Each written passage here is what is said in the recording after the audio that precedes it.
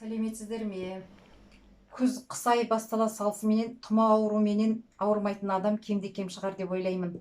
Осы өзім тұмаудың кезінде пайдаланып жүрген пайдалы кеңестермен сіздермен бөлісуге шештім. Бірінші әдіс, міне бір тал чеснок. Осы бір тал чеснокты осындай өте майдалап турайсыз.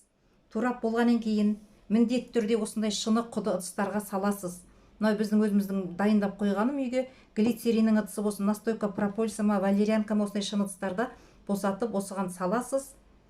Салып болғаннан кейін қақпағын міндетті түрде жабық күйде ұстайсыздар. Холодильниктің астыңғы бөлігіне сақтайсыздар. Бұл 4-5 күнге дейін өзінің күшін жоймай сақталады. Ертеңгісін жұмысқа кетер кезде қақпағын ашып, екі танауыңызға кезек-кезек деміңізді терең ішке алып, иіскеп, қақпағын қайтадан жауып, тоңазытқышыңызға саласыз. Болмаса өзіңізбен бірге ала кетіп, жұмыстан қайтқан уақытта да иіскеп шығуыңызға болады. Күніне 1 рет, 2 рет қайталасаңыз болады, қайта-қайта жаңағы иіскеудің қажеті жоқ.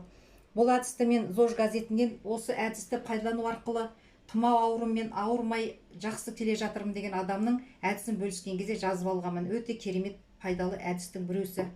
Екінші әдіс адыраспан. Адыраспанды бұрын базарда бума күйінде сатып алатынбыз. Қазір міне дайын күйінде аптекада осындай сатылады. Біреуіңіз білесіздер, біреуіңіз білмейтін шығарсыздар. Міне. Бұл адыраспанды атам қазақ бұрыннан үйді аластауға пайдаланған. Бұл да міне үйге осылай қойып,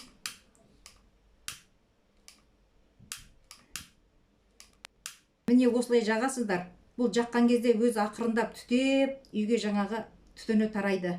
Бұл ауадағы микробтарды өлтірудің бірден-бір керемет әдісі.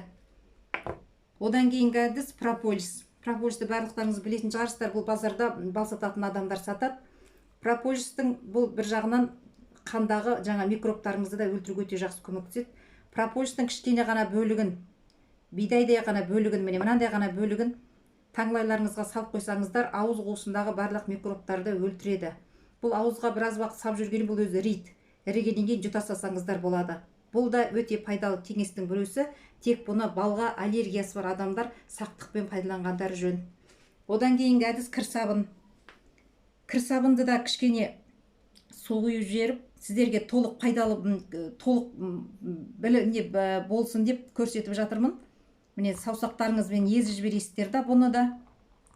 Танауыңыздың қуысына осылай езіп, екі танауыңыздың да қуысына да жағасыз.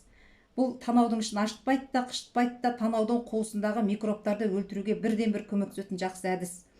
Сабынның бір түрінің біреусі дегтярное мыло дейді, міне барлық магазиндерде сатылады. Бұл өзі жараға шыққан денедегі әртүрлі бөртпелерге өте жақсы көмектеседі, емдік қасиеті бар. Бұны да солай езіп, өзінің кішкене иісі болады. Өзіне тән мұрныңызға бұны да осылай екі танау қуысыңызға жақсаңыз болады. Сіздердің де пайдалы кеңестеріңіз болса бөлісіп отырыңыздар. Артық болмас білгенің деп жатады. Бастысы ауырмаңыздар.